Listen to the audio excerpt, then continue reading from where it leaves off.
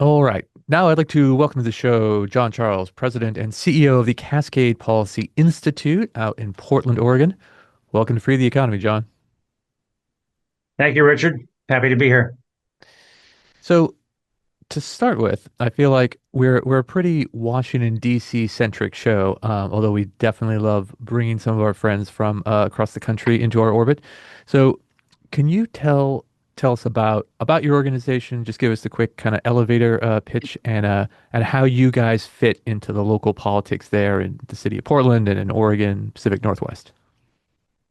Yes, Cascade Policy Institute is a state-based free market research center or think tank founded in 1991, and we're focused primarily on state and local issues that affect Oregonians and which Oregonians can affect policy. So while we might weigh in occasionally on a national issue or sign a letter or an amicus brief, we're generally focused on things that we can have some influence over the state level. And that would be anything from healthcare to environment, transit, land use, energy, Title IX issues, uh, race related issues, all kinds of things that are important to Oregonians. All right. So we're here to primarily talk about transportation, transit services, things like buses, trains, streetcars, and look at the example of TriMet, which is the Tri-County Metropolitan Transportation District of Oregon. So for anyone who's familiar with Oregon, that's the Portland metro area. TriMet serves people in Multnomah County, Washington County, and Clackamas County. That's the area around Portland. And so they have the buses, they have the famous Max Light Rail, all sorts of transit stuff they operate. So that's been around since 1969. But I guess the question is, what should the future of this system be? Because I know, John, you wrote back in 2023 that TriMet is facing an existential crisis, and it's time to reconsider the basic purpose of the agency. What should that purpose be? Well, the future of TriMet will have to be very different than the past, whether TriMet likes it or not, Hmm. because everything has changed in society. The notion of people waiting patiently for a bus or a train, especially in the suburbs, going to the central city for primarily for work, that era is over and it's not coming back. Certainly, the COVID era showed that people can and will move entirely out of a state, continue to work remotely thousands of miles away, and even locally. The biggest shift from driving or anything to something else has been induced by working at home. People who were commuting by any mode to simply working at home, even if their commute is only 8 or 10 miles. And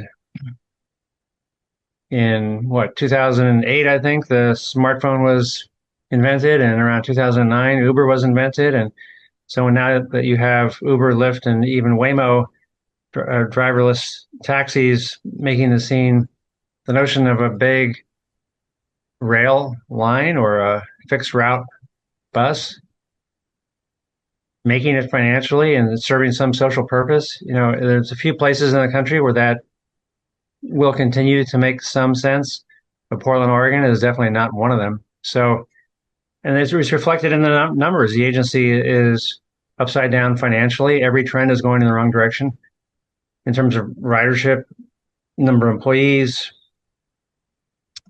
finances. It's a disaster.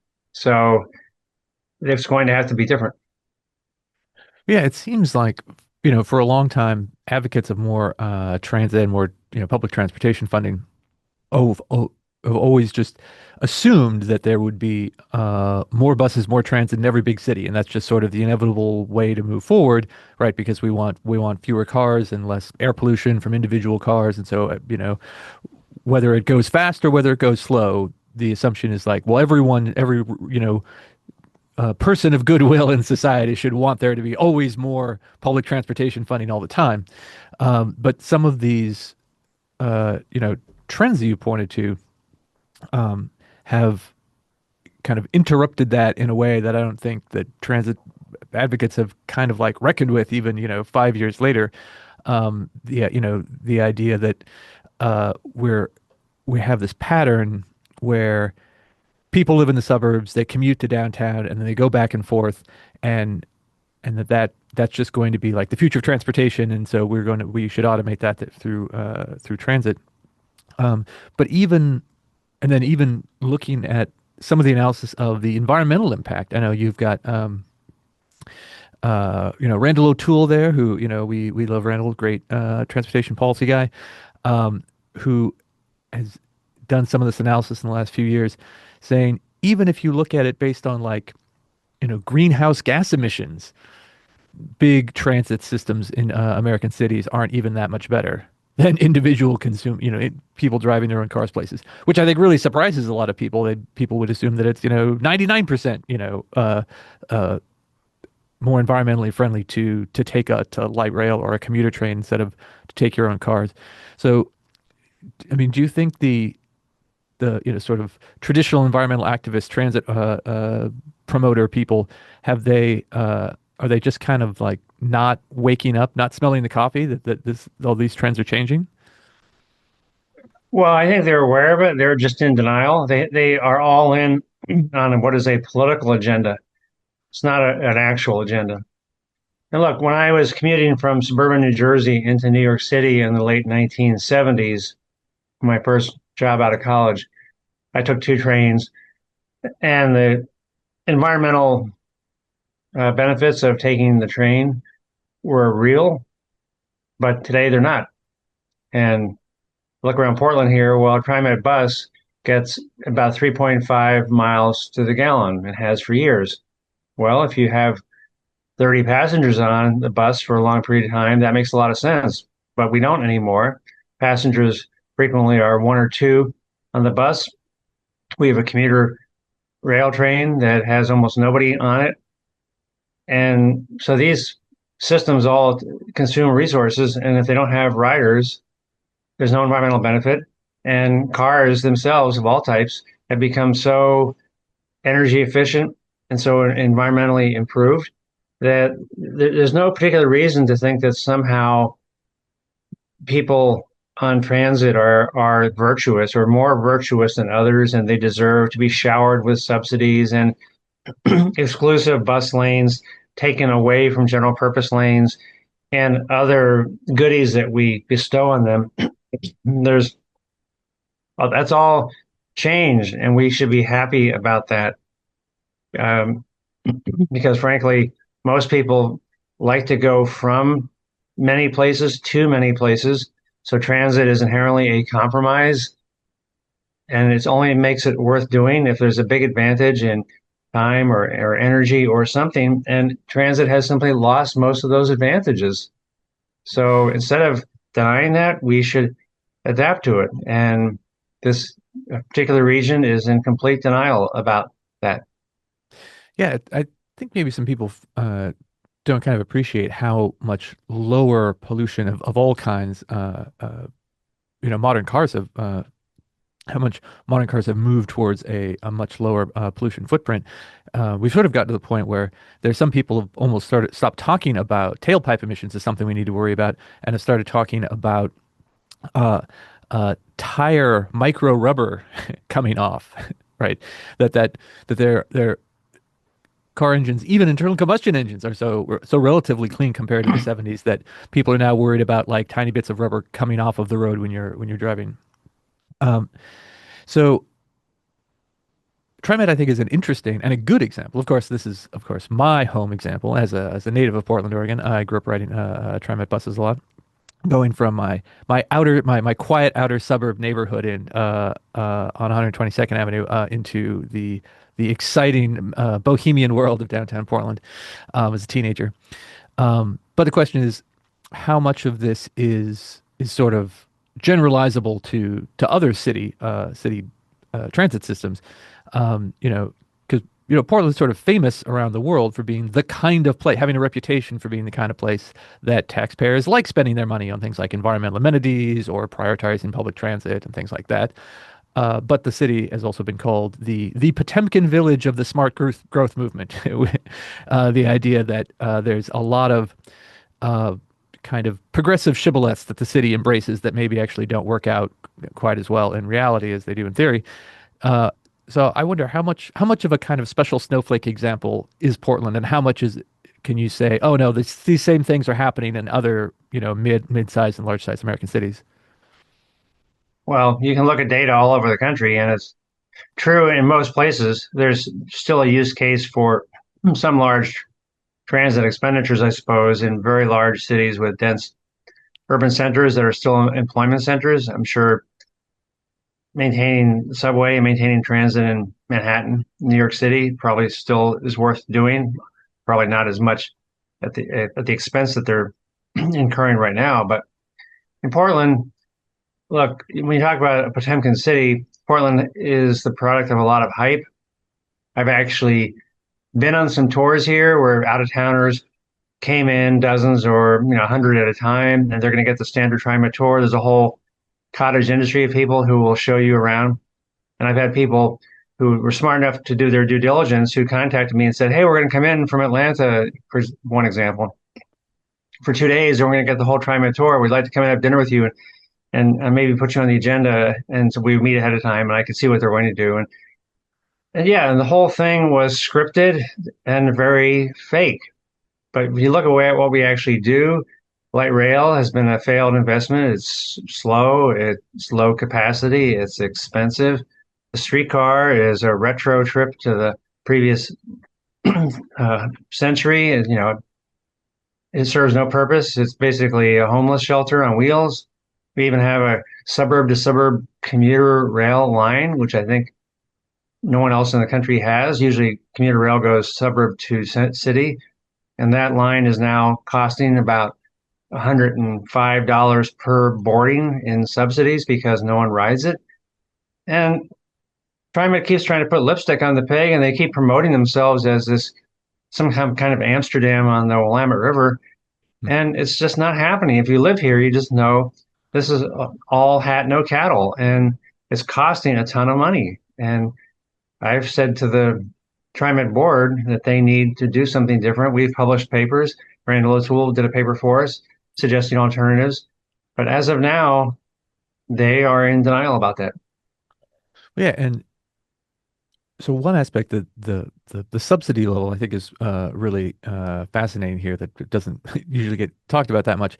But you know, one thing that's been getting a lot of play just in recent weeks I've seen on social media, on Twitter, about is people arguing about buses and buses and subways, and about whether they should pay for their operations through rider fares, just even theoretically as a principle, whether they should be partially subsidized or whether they should just be free for everyone.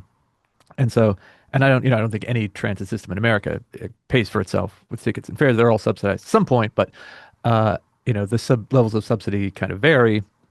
And like you said, those numbers for the the commuter rail line are wild for how much each trip gets subsidized. There's a handful of other ones, like in I think in New Mexico, the number of dollars per trip is wild and huge, and sort of surprises most people. But even the normal operations, just a bus ride or just a light rail ride, I noticed there's a report that I got you guys linked to, I guess, from the Oregonian, Portland's daily newspaper, had sort of an update on where TriMet was, and it was not very positive, and it quoted a bunch of statistics. And so one of them was that the subsidy per ride has jumped from $1.77 per ride in 2014, which I think was probably near the peak of their ridership, to $7.88 last year, 2024.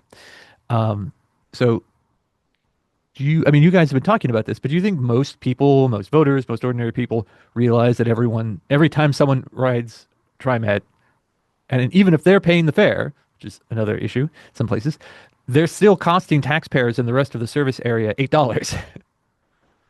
I think there's very little awareness of it, and most people don't care. They're happy if someone else gets on the train or the streetcar. It frees up some road capacity for them. But they don't really understand the total scope of this and how expensive it is and the way the trends are going. For instance, it was only 10 years ago in 2015 that the fare box recovery ratio for TriMet's fixed route system was 34%. So rider fares paid 34% of the agency's cost.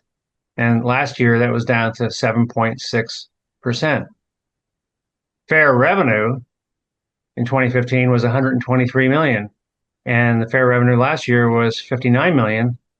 But they're tax subsidized, and the tax rate goes up every year. So the tax subsidies have been reversed. The tax subsidy uh, tax revenue 10 years ago was 292 million, and last year was 511 million. And ridership has dropped by 50% since the peak. So every trend is wrong. Subsidies going up, ridership going down, hours of service, miles of service, flat or declining, number of employees going up. The actual service territory of TriMet has been reduced from uh, about 50, what is it? It's been reduced by about 40%. The service territory, 534 square miles down to 354 square miles. So costs keep going up, service levels going down, service territory going down, and tax subsidies going up. How is that sustainable? Yeah, and I wonder, you mentioned some of these, a couple angles of this already, but what do you think is responsible for that? So if it was like 2012, 2014, that sort of era was when ridership was relatively higher, and we've seen a decline since then. You have uh, obviously, like we said, COVID era, more people are working from home, but are are more people just driving instead? Uh, is it a lot of it? Is it Uber and Lyft? Like what, based on what, all the material you've looked at, what, because the population of Portland hasn't like crashed through the floor. So where did all the riders go? They just staying Well, the home? population of the region is flattening. Multnomah County, which is the primary market for TriMet, is losing population. But really, it's just the evolution. You go back over 30 years, okay, think of telecommunications. Well, you had typewriters, and then you had an office computer, and maybe several people shared the computer. Well, nobody would share a computer today. Mhm. And early telephones, and then a cell phone or early cell phones, and then more advanced cell phones, and then smartphones, and they're ubiquitous, and everyone uses them. And so the idea of just going out and patiently waiting in all kinds of weather for something to come, and then maybe you might have to stand and not get a seat. It's just there are a lot of compromises in transit, so there has to be a really strong value proposition, and that value proposition has gone away. So we all have instant means of communicating now. That's the substitute, really. People just not going physically to someplace. I'm talking to you, and you're what 3,000 miles away, I guess. Yeah. I don't have to physically go to you, and there's still a purpose for in room meetings, and I still have my employees come to the office part of the time, but most of them come part of the time, and meetings are live. I enjoy the fact that I don't have to go to the state capitol anymore for too many things. I can watch what they're doing. It's archived. I can testify remotely. It's lowering my energy consumption. It's improving my productivity. All those things are good. Everyone values those. So we're not going to rein that in. That genie's out of the bottle. Hmm. And most of those things are positive. So the service providers of old guard technology and old guard ideas like suburb to central city transit, they're just going the way of the dodo bird and they don't realize it. Yeah, I know. I wrote an article last year, year before, for National Review about this question of sort of where transit systems going and whether U.S. transit systems should try and do things like cut fares to appeal to as many people as possible. And there was an interesting case study there with the case of Tallinn, Estonia, the capital of Estonia, and they had staked a little bit like Portland had sort of staked out the sort of progressive reputation of being very pro-transit, and they decided to make all of their like buses and city transit free, so unpriced for everybody. And over the next decade or so, transit usage actually went down significantly. And so this confused a lot of people, um, supply and demand wise. And the result and what they found was that there was rapid economic growth in Estonia during that time. A lot of people got better off. They made more money. Their standard of living rose in real terms. And the very first thing they wanted to do when they had enough money was buy a car so they could control where they went and when they, how long they had to wait, not having to wait for a train to go anywhere you want, not just where the rail line was. And so it was sort of a disappointment to the people who were promoting transit and the zero fare, no cost recovery transit system, but it was actually much better for the people in question because they actually got to go where they wanted to go when they wanted to go there. And it was, an example of life and the like individual living standards of the households there getting better, which you would think would be something we would want to celebrate. Right. Well, sometimes I take out my cell phone out of my desk from 25 years ago and I show it to my summer interns who all have iPhones. And I'll kid them sort of, and I'll say, look, for the next month, I'll give you my former phone and I'll absorb all the costs and you give me your iPhone. It's free to you, right? And I start to reach for their phone and they actually think I'm going to take their phone. They start, getting defensive. It, it's not about the price. It's what the current iPhone does compared to what my cell phone of 25 years. They don't want my cell phone at any price. Hmm. The quality of their life would decline. So that's the way it is with transit. I still, to this day, I am a transit user when it's convenient. I don't like spending a lot of time in my car watching someone's bumper in front of me and creeping along, and that is the strategy used in Portland for sure, which is to make driving as expensive and miserable as possible to somehow coerce people reluctantly into transit.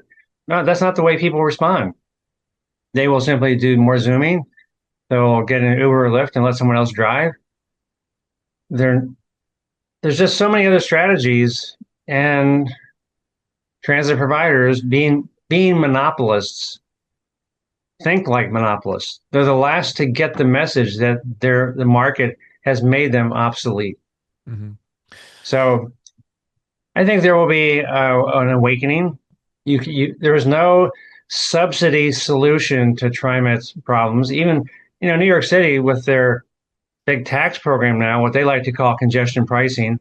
I just refer to it as a tax for transit. The ability of the MTA in New York to soak up money is almost unmatched. I mean, they can take it to infinity. Hmm. There is no subsidy solution when those bureaucracies, if you give them a dollar, their cost structure will go up $1.05. Hmm.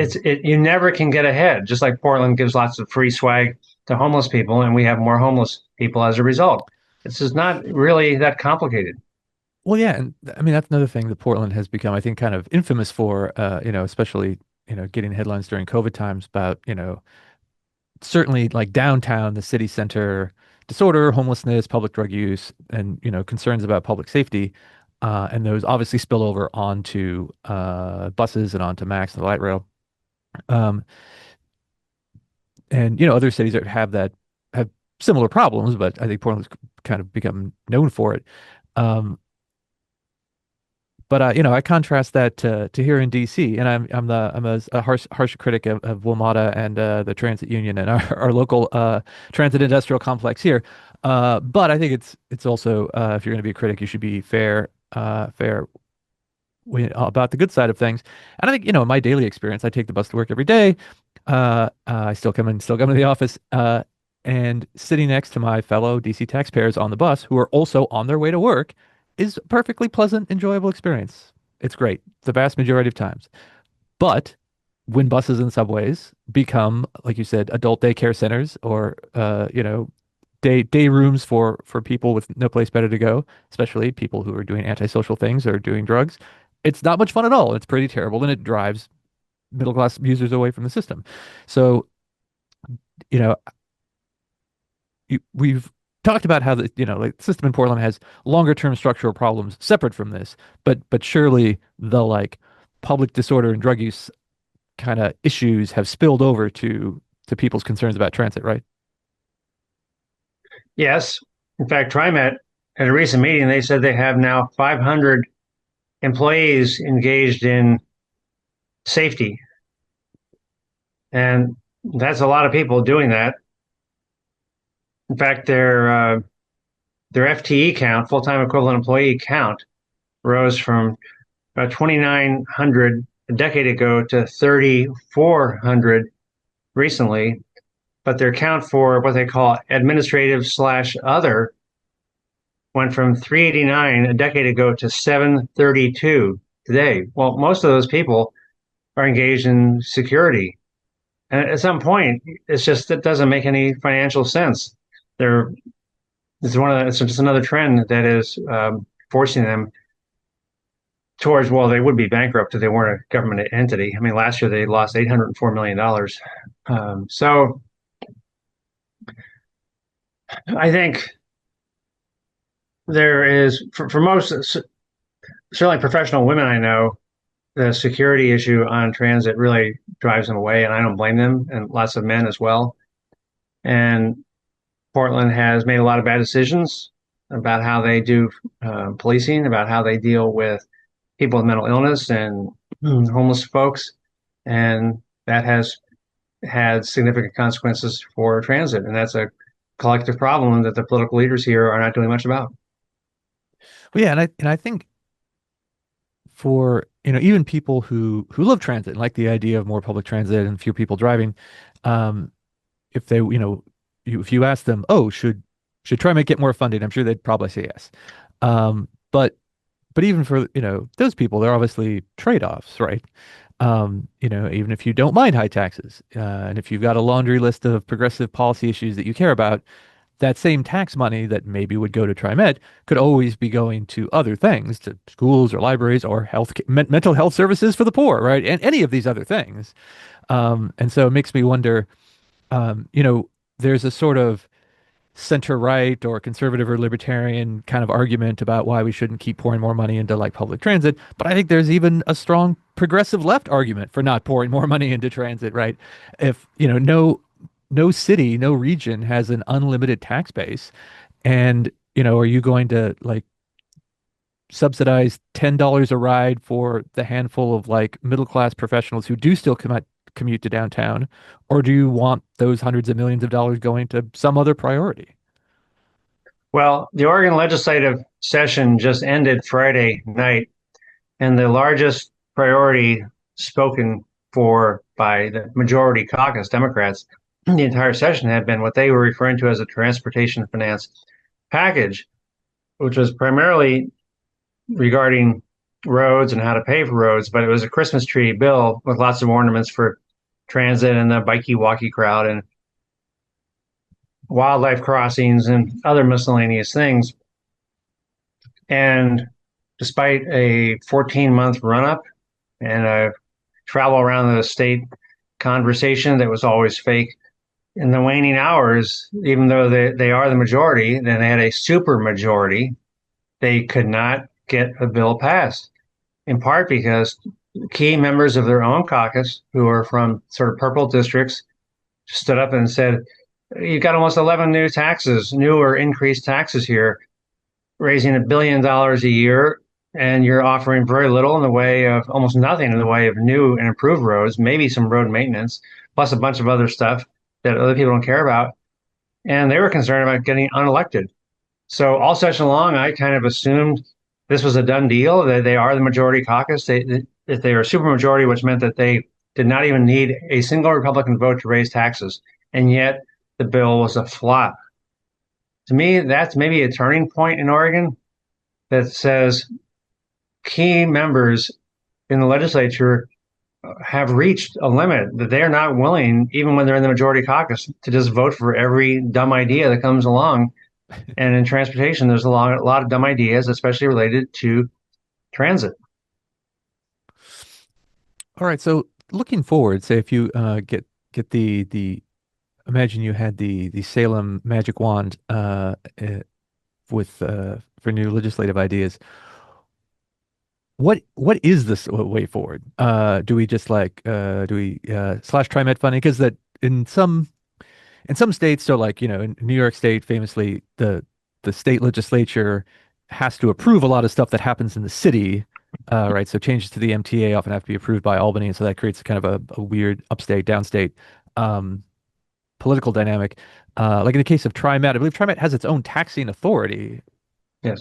uh, and so maybe it has a little more independence than some other city transit agencies do. But the biggest changes presumably still need to be approved by the state legislature. So, kind of taking those dynamics into account, what's your like short list, wish list of sort of rationalizing all this like transportation policy in the state? Well, first, what I'm going to tell people is don't make any more mistakes. There is $1 billion bridge being planned, the Burnside Bridge redo. The Burnside Bridge going across the Willamette River currently has 5 lanes. So they're going to make a much wider bridge, but only have 4 lanes because they're going to have monster right away for bikes and peds. And then only 3 lanes for general purpose. One will be for a busway. Well, there's no city in the country that deserves an entire busway. Even the most heavily used busway in the country from the Jersey Turnpike into the Lincoln Tunnel is only open 8 hours a day as a busway. So no more busways, no more rail construction, no more streetcars, all of which they have planned. Actually, they are planning to expand. I say no to that. And I would say that since 10 years ago, TriMet was able to get 34% fare box recovery for their fixed guideway system, and now they're down to 7.6%. The first thing I'm going to tell transit providers is, look, if you can't get up to 51% of your operations paid by actual riders, why are you asking the rest of us to pay? They have to have some skin in the game. And at a minimum, go back to 34%. Show TriMet could do that 10 years ago. Don't just keep raising taxes in lieu of asking passengers because you have an automatic way to pay for this. It's called passengers. Right. Maybe they need self-esteem training in TriMet, but they should be asking for this service that they think is important. And if customers will not pay, then apparently the service is not worth having. All right. That's a strong summary of where we're at right now. All right, John, this has been an excellent conversation and a great walk down memory lane for me, remembering taking buses around the city of Portland. Um, so I did not before, know you were from Portland, Richard, so thank oh you yeah, for telling me that, even though I've known you for decades. uh, so before we go though, tell people where our listeners where they can find Cascade and your work and everything online. It's we're easy to find, cascadepolicy.org. And I've done a lot of writing on transit and transit oriented development and related subjects. And it's mostly in my name. And you can Google us and find us. And I look forward to hearing from some of your listeners. All right, thanks again for joining us, John. All right. Thanks, Richard.